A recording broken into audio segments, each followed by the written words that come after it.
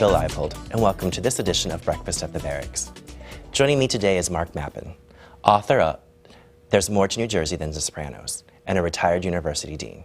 Marc, welcome. Well, thank you, Bill. Glad to be here. Let's talk a little bit about your new book. Okay. So, everything to me indicates that you're all experts on things New Jersey, and your new book indicates that such too. So why don't you tell me a little bit about the book and how it's different from your book, The Encyclopedia of New Jersey. Sure. Well, the idea for the book came from a friend of mine who was on vacation in Eastern Europe, and she went to a restaurant in Gdansk, Poland, and she struck up a conversation with the guy at the next table. He said, "Where are you from?" And she said, "New Jersey." And he said, "Oh, Sopranos." So I thought that'd be a great title for a book. There's more to New Jersey than the Sopranos. And after the book came out, I heard from a person who had been in a taxi cab in Dublin, Ireland, and the cab driver said, "Where are you from?" And she said, "New Jersey." He said, "Oh, do you know Tony Soprano then?" You know? So based on those two observations, it seems to be clear that all over the world, when people hear about the word New Jersey, they think about that dysfunctional mafia family. Let's talk about a little bit more about not just the dysfunctional family, but other things that New Jersey in some ways tends to get a little disrespected. Well, and folks aren't always aware of what we have to offer. Yes, that's true, because New Jersey is really a wonderful little state. I'm very proud to be a New Jerseyan. Compared to other states, we have a great deal of diversity. Public opinion polls indicate that New Jerseyans are more tolerant than people in many other states. There have been a lot of famous people who came from New Jersey. You know, there is now a New Jersey Hall of Fame, and Frank Sinatra has been inducted into that, and Bruce Springsteen, and Woodrow Wilson, and the greatest scientist of all times, Albert Einstein, who lived in New Jersey, the great inventor, Thomas Edison, and the famous entertainers. So, yeah, New Jersey is a great state. So, talk to me a little bit more about the book. When you look at your book and you think about the stories that you tell and kind of the conversations that are happening, what's one of your favorite chapters? What's one of your favorite stories from the book that you... Okay. Well, one of my favorite stories is about Alice Hyler Ramsey, who was 22 years old, when in 1909 she became the first woman to drive an automobile from coast to coast. And it was really a great adventure, and it's a wonderful story of personal achievement. I do a story about the fact that the American flag was not designed by Betsy Ross, but it was actually designed by a New Jersey guy, Francis Hopkinson, of Bordentown, New Jersey. And so I look for stories that are entertaining, that are interesting, tell people things about New Jersey that they didn't know before. If there's one major fact that you need to let the world know about New Jersey that they're not aware of, what's one of those things that you would say is a quintessential New Jersey fact that folks need to be aware of? Well, there's more to New Jersey than the Sopranos, I would say. It's an important fact to get across.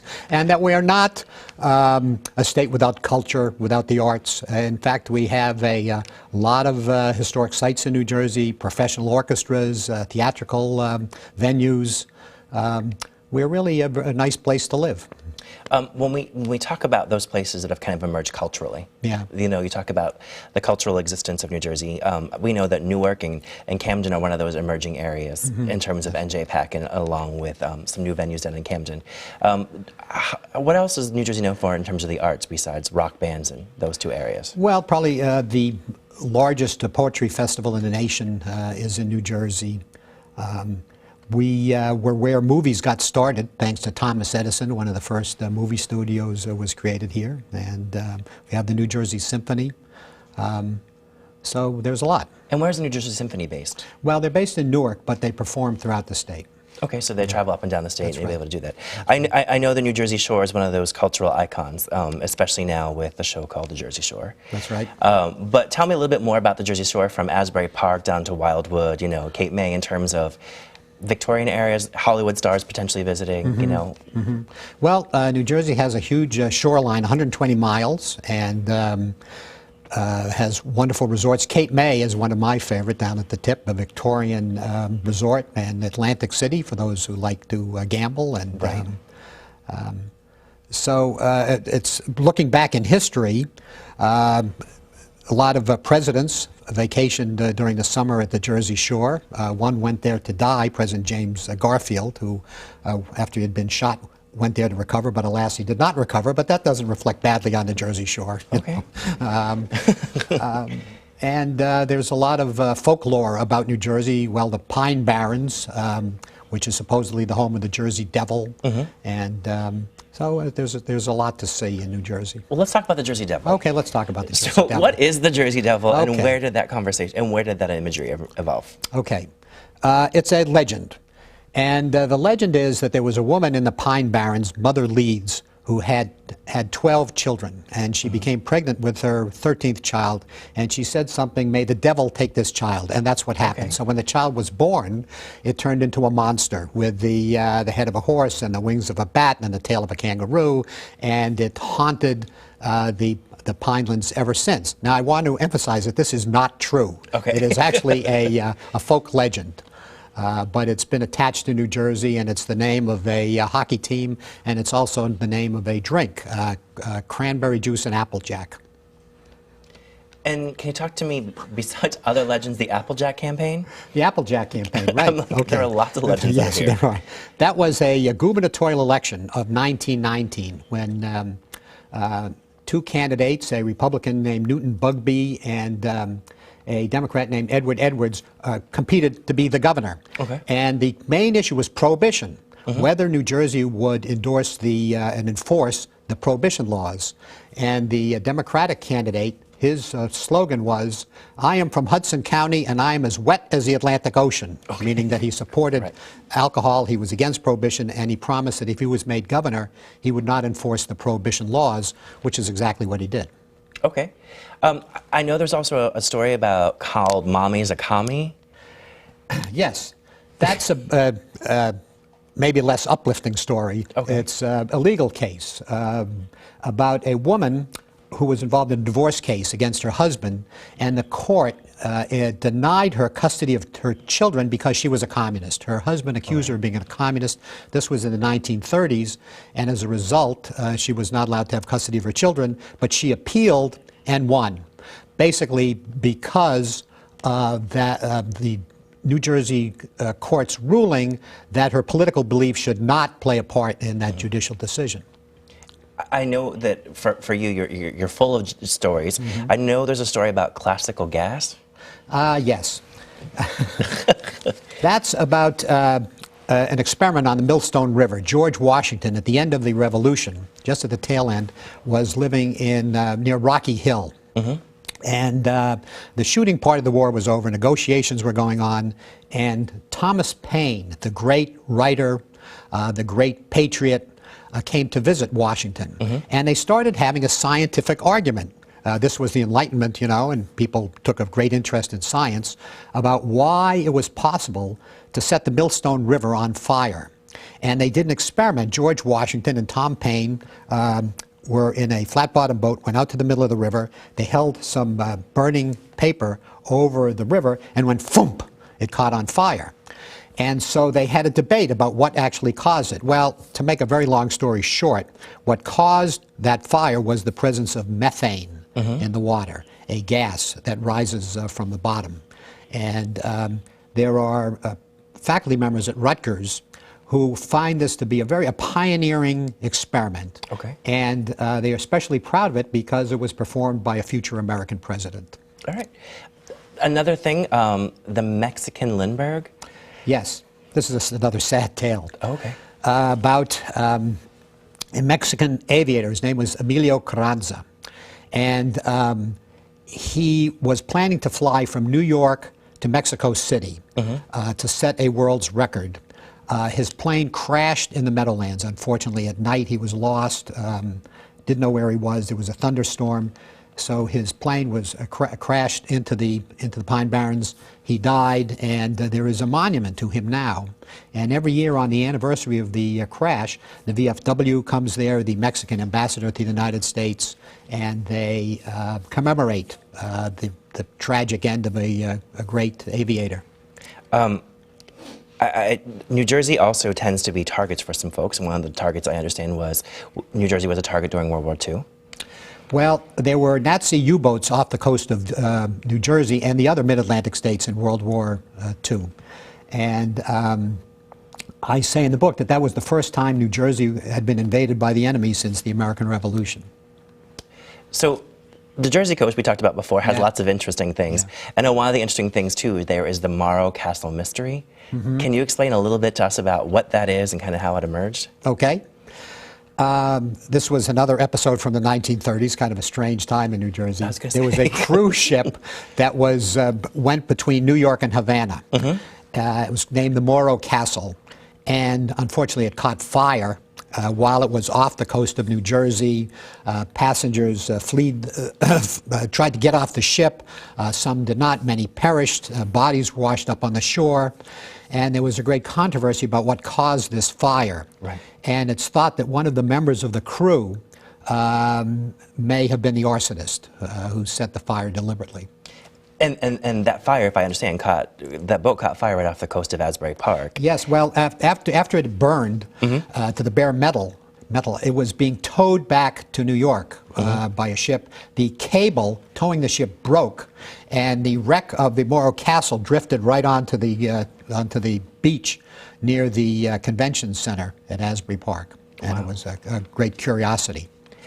One of the other stories is the scandal at one of the girls' reform schools here in New Jersey. You keep dredging up stories that are actually not very uplifting. I have uplifting stories in there. But this is a scandalous case about abuse of young women in a women's reform school around the year 1900. And that was investigated by the legislature and caused a scandal. Okay. Well, we only have a few seconds left, so I'm going to give you a chance to tell one of the uplifting stories. Okay. So you can kind of leave us on a high note here as we end this. Okay. An uplifting story. Well, let's return to the guy who designed the American flag. Okay. Yes, his name was Francis Hopkinson.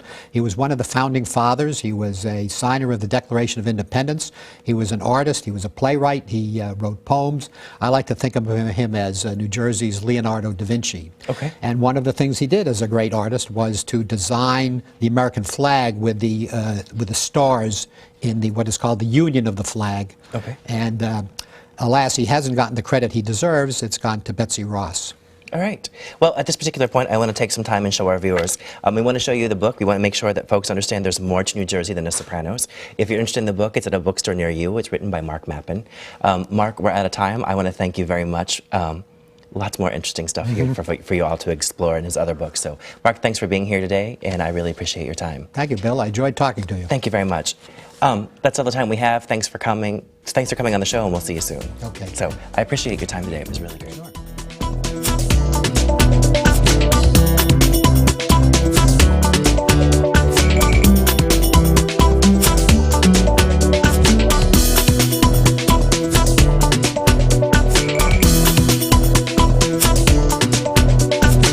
Welcome back.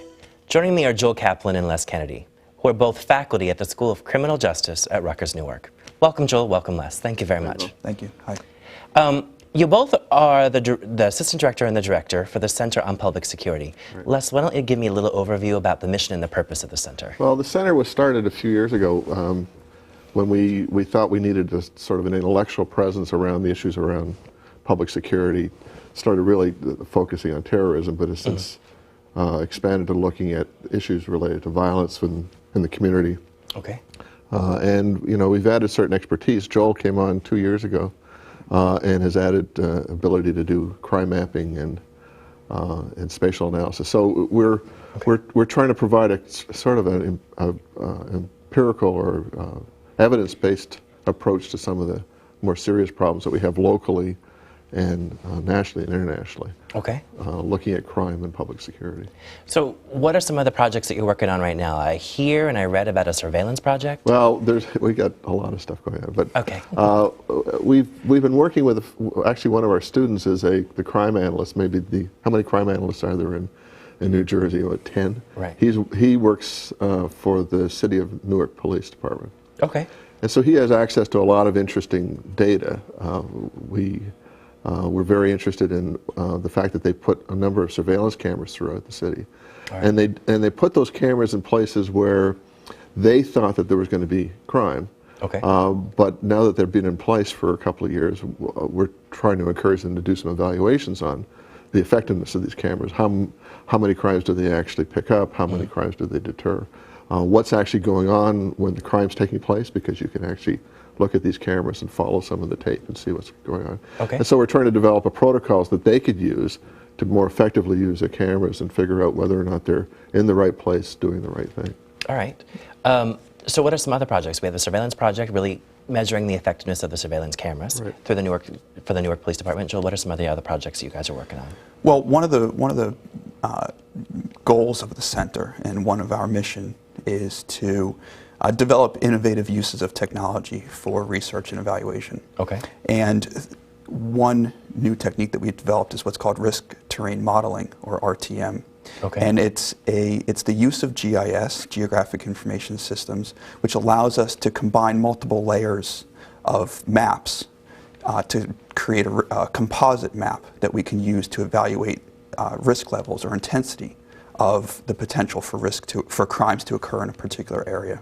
And our projects are focusing around the use of that technology, and the use of RTM for studying things such as shootings and drug use and auto theft and other types of criminal events. So for somebody like me who may not be completely up to date on all the technology, is it more like you take a map of a city and you find out where things are? I mean, can you just give me some specific examples about how that might apply? Well, a great way to think of GIS is as those old-fashioned overhead projectors that teachers used to use with the transparencies. Well, if you can imagine GIS as a really sophisticated version of an overhead projector, where you have multiple transparencies, which would equate to multiple map layers. And if you can picture putting those transparencies on top of one another and shining the light through and looking at the relationship of all of those transparencies in the space where features on those transparencies overlap. That's what GIS allows us to do.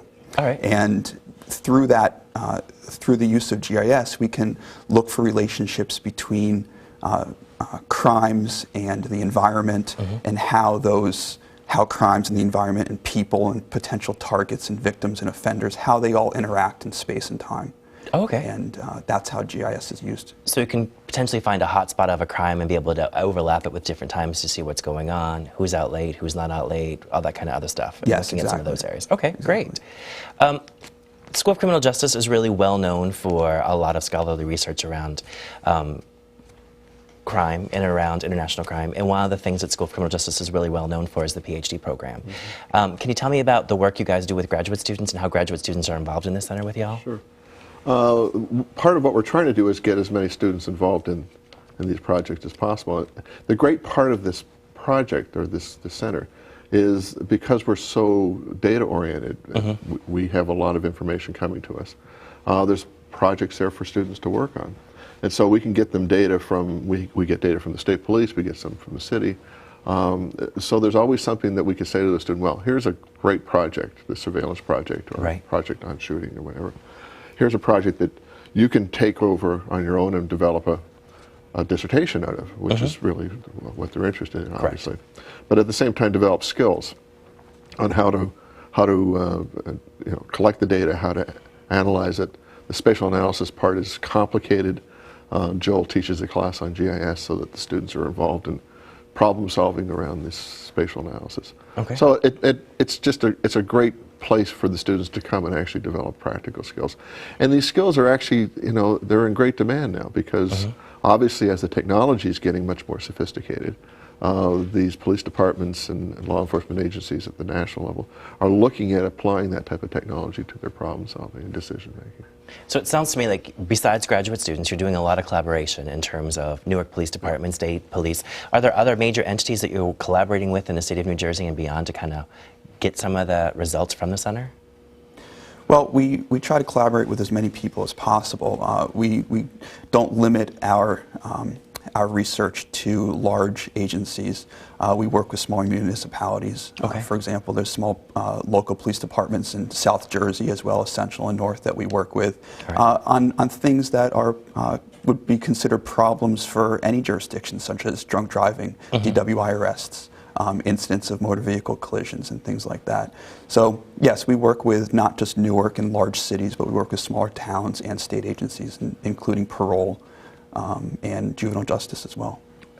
We also have, because there's no limit to what we want to do, we've also developed, we have this little logo that shows 4 different parts on the compass, and one of them includes... Oh, at the webpage? Yes. One of them includes global security. And that was really where we started with this idea of, can we develop a center to address issues around terrorism? The terrorism issues are global issues, but it's really taken us into an interesting idea related to the scalability of the types of things that we're doing in the community to see whether we could scale them up into a global studies perspective. So we've got some initiatives going on in that area. And one of the things that we've done is we partnered up with the Division of Global Affairs. I'm a core faculty member there as well as in SCJ. Okay. And they've started a program called Emerging Threats 21. And part of what we've been focusing on in terms of the spatial analysis in New Jersey, we're looking at seeing whether or not we can get into early warning systems, for example, for troubled areas around the world. And there's actually a lot of interest at the level of non-governmental agencies. The UN is very interested in this. We've been talking to them about their early warning systems. So interestingly enough, the things that we're doing locally here, this is like the Rutgers logo, right? You know, what is it again? Jersey Roots Global Impact. Jersey Roots Global Reach. So here we are. We're actually trying to see if we can take that to that level. Okay. You've been here for 2 years. Are there some major projects that you want to work on with the center as you start to look forward in terms of your tenure here or your time here while you're going to be here at Rutgers? Yeah, there's several. You know, one, the definition of public security, Rutgers Center on Public Security, we've thought carefully about what that actually means. And the definition that we use is protection from, prevention of, and response to natural or man-made events. Okay. That could impact the safety or security of people or property in a given area. And the given area is global, it's local, and everywhere in between. So my interest, my focus with regard to my research is to figure out ways to apply the use of GIS and to apply the methods that we're developing to a variety of areas, everywhere from shootings in municipalities, in townships, to piracy at the open sea. We have a project that we're starting right now, which is applying risk terrain modeling to piracy. Piracy's become a major area of concern.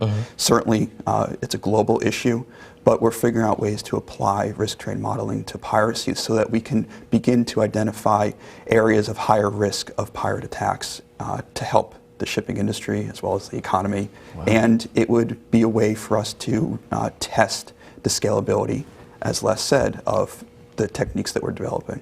And some of your small findings, is there a particular place in the globe where pirating is a little bit more prevalent than other areas? Well, we haven't gotten that far yet, but what we have begun doing is trying to identify the underlying factors that are related to particular pirate attacks. So we've realized that areas that are sort of bottlenecks for large shipping channels, indexes for failed states, different, including even things such as elevation level and the terrain of nearby, of the land nearby for escape, egress routes. All of these things are factors that we're trying to identify to incorporate into a risk terrain model. We haven't analyzed these yet, but the first step is to try to identify these. Okay, great. And the parallel is interesting because as he's describing these areas for piracy, when we go in and we look at drug markets in inner city areas in New Jersey, we look at similar types of things.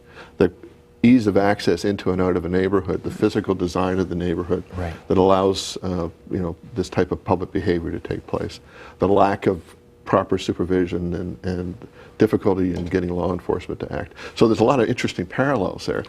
It's on a different scale, but it's what we're looking at is how do you take the technology and collect data that's going to give you sort of a pattern, something that creates the conditions under which these types of things can occur. And then the idea is to figure out what is it you should change to stop it. So you talked a little bit about reorienting or reinventing or relooking at how you use GIS software. Can you talk a little bit about that? Well, the technique that we've been developing is to improve upon past techniques in the use of GIS. There's new issues there's new terminology that's being used recently. You might have heard of hotspot mapping, which is not necessarily new, but it's come to focus, predictive policing. And there's a new global initiative called crisis mapping. But what we've recognized among all of these different mapping applications is that they all use past data to try to forecast or look at future events. Oh, so they're using past events to predict future outcomes, so to speak. Exactly. Okay. And what we've realized is that if we are successful in applying the intelligence that's produced from those techniques, and we can successfully reduce future events, then over time, we'll run out of events to use to predict future events. Right. And what we're trying to figure out is ways in which we can identify the ecology, the environment, and attributes of the environment to forecast the potential for future events to occur. Okay. And you So need kind of GIS. It's a little forecasting, a little future reading, so to speak, in terms of what you're trying to do. Sometimes the through word data. prediction is a four-letter word. Forecasting is not necessarily a good word either, because you can't predict or forecast everything. But if you think of it as a weather map, right. You can forecast a hurricane. You might be wrong, but you know that in order for a hurricane to occur, there needs to be certain conditions with regard to barometric pressure and water temperature and wind and so forth. And the same thing is true with crime and other events. And that's what we're trying to do with our research. As we're wrapping up, is there a way that folks can get more information on the Center for Public Security? Is there a website, someone to contact? Yes, they can go to our website. It's www.rutgerscps.org. Rutgers.cps.org. Rutgerscps.org. Okay. Thanks for joining us today. I really appreciate your time with us. So, that's all the time we have for this edition of Breakfast at the Barracks. For more information about any of the subjects we've discussed here today, please visit our website at rutgers.tv. For all of us at the Rutgers Division of Continuing Studies, I'm Bill Leipold, and thank you for watching.